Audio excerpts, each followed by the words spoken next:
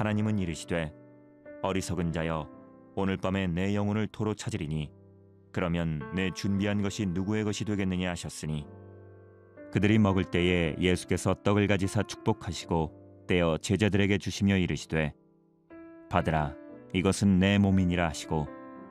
오늘의 생명 양식 누가복음 12장 6절에서 21절, 21장 29절에서 33절입니다. 자, 저희가 13절부터 조금 읽도록 하겠습니다. 무리 중에 한 사람이 이르되 선생님 내 형을 명하여 유산을 나와 나누게 하소서 하니 이르시되 이 사람아 누가 나를 너희의 재판장이나 물건 나누는 자로 세웠느냐 하시고 그에게 이르시되 삼가 모든 탐심을 물리치라. 사람의 생명이 그 소유에 넉넉한 데 있지 아니하니라 하시고 또 비유로 그들에게 말하여 이르시되 한 부자가 그 밭에 소출이 풍성하매 심중에 생각하여 이르되 내가 곡식 쌓아둘 곳이 없으니 어찌할까 하고 또 이르되 내가 이렇게 하리라. 내 곡간을 헐고 더 크게 짓고 내 모든 곡식과 물건을 거기 쌓아두리라. 또 내가 내 영혼에게 이르되 영혼아 여러 해 쓸 물건을 많이 쌓아두었으니 편안히 쉬고 먹고 마시고 즐거워하자 하리라 하되 이렇게 되어 있습니다. 오늘 성탄 특집인데요. 어떻게 보면은 이 말씀이 성탄절과 그닥 그렇게 상관이 없는 말씀으로 생각이 됩니다. 왜냐하면 일반적으로 이제 성탄 특집하면 마리아와 요셉이 출생하는 거, 뭐 이런 거 이제 예수님 출생에 관한 얘기인데 오늘은 조금 다른 각도에서 우리가 성탄에 관한 얘기를 좀 해보려고 합니다. 거기서 뭐냐면 일반적으로 성탄하면 가장 1년에서 많은 사람들이 돈을 쓰는 그런 시절입니다. 그래서 또 연말이고 또 새로운 해가 다가오고 하기 때문에 우리나라는 뭐 그렇지 않지만 외국에는 블랙 프라이데이, 그래서 물건을 아주 값싸게 파는 이제 그런 날이기도 해요. 시즌이기도 합니다. 그래서 새벽부터 나가가지고 물건을 그 가게가 문을 열기를 기다리는 그런 이제 풍습들이 있단 말이죠.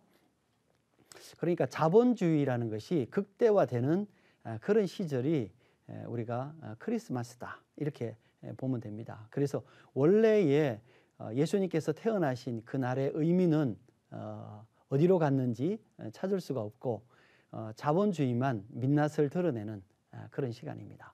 근데 오늘 말씀도 아마 이 돈에 관한 얘기, 재물에 관한 얘기가 되는데요. 어떤 그 형제가 있는데 아마 유산을 상속받게 됐는데 아마 그 유산을 상속받는 그것이 본인에게 그닥 그렇게 유리하게 작용하지 않았던 것 같아요. 그러니까 예수님에게 유산 그 나누는 것을 좀 도와주시고 형한테 가서 나한테 좀 많이 주십시오. 달라고 좀 해주십시오. 이렇게 아마 얘기를 했던 것 같습니다. 그랬더니 예수님께서 내가 재판장이냐? 또 물건을 나누는 사람이냐? 이렇게 얘기를 했단 말이죠. 자, 그런데 그 사람이 예수님을 따라다니면서 많이 생각했던 것이 무엇이겠습니까? 내가 기회만 있으면 예수님에게 이 얘기를 해야 되겠다. 아마 이런 생각을 하지 않았을까요? 네, 그렇습니다. 우리가 신앙생활을 할 때에 많은 사람들이 뭐 글쎄 많은 사람이라고 얘기하는 게 좀 어폐가 있을지는 모르겠지만 일부 사람들은 하나님의 축복을 기대하는, 그래서 우리가 하나님의 축복과 또 풍성한 삶을 또 기대하는 그런 사람들이 참 많이 있다는 생각을 해보게 됩니다. 물론 잘 사는 거 참 중요해요. 우리가 다른 사람보다 또 넉넉하게 사는 거 굉장히 중요합니다. 어떤 사람들은 이렇게 얘기합니다. 크리스찬들이 잘 살아야 본이 되지. 그리고 믿음이라는 것이 어떤 것인지, 또 믿으면 하나님께서 우리를 축복하셔서 그렇게 되니까 사람들도 예수님을 많이 믿지 않겠느냐, 이런 얘기들 합니다. 저는 뭐 그 얘기가 그닥 그렇게 막 틀린 얘기는 아니다 이렇게 생각합니다. 그러나 우리가 재물에 관해서 조금 더 생각해 볼 필요가 있습니다. 그것은 뭐냐면 많은 사람들이 재물을 좋아하죠. 저도 마찬가지고요. 모든 사람들이 다 좋아합니다. 자, 그런데 이 재물을 하나님께서 우리에게 주신 중요한 이유는 뭐냐면은 우리가 이 재물의 통로가 되기를 원하시는 것입니다. 그런데 많은 사람들은 그렇게 생각하지 않아요. 이 재물을 자기가 사용하는 그 내용물로 또 자기가 누리는 어떤 재화로 사용되어지기를 원한다는 것이죠. 근데 하나님의 생각은 다릅니다. 왜냐하면 그 재물을 통해서 많은 사람들이 구제가 된다든지 또 어려운 사람들이 또 그것을 통해서 도움을 입는다든지 또 그것을 통해서 선교사들에게 지원이 된다든지 이런 이제 일들을 하나님께서는 생각하고 계획하시고 우리에게 재물을 주신 거란 말이죠. 근데 우리가 그 재물을 지금 뒤에 있는 그 예화처럼 재물을 창고에 쌓아놓고 나를 위해서 사용하겠다라고 생각하는 것은 잘못된 생각이고 어쩌면 우리가 재물에 관해서 돈에 관해서 교육을 정확하게 성경적으로 받지 못한 그런 결과가 아닌가 이런 생각을 해보게 됩니다. 우리가 돈 많은 사람들에 대해서 부러움을 가지고 있습니다. 저 사람은 어떻게 돈을 저렇게 많이 벌었을까? 이런 생각합니다. 근데 앞으로 우리 생각이 좀 바뀌어야 될 것 같아요.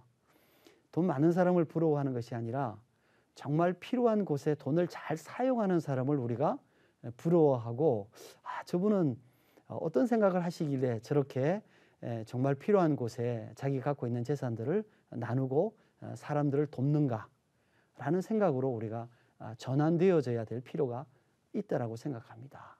우리가 우리를 위해서 재물을 쌓아두는 것이 아니라 하나님 나라에 재물을 쌓아두는 그런 삶의 습관들을 가져가는 것이 정말 중요합니다.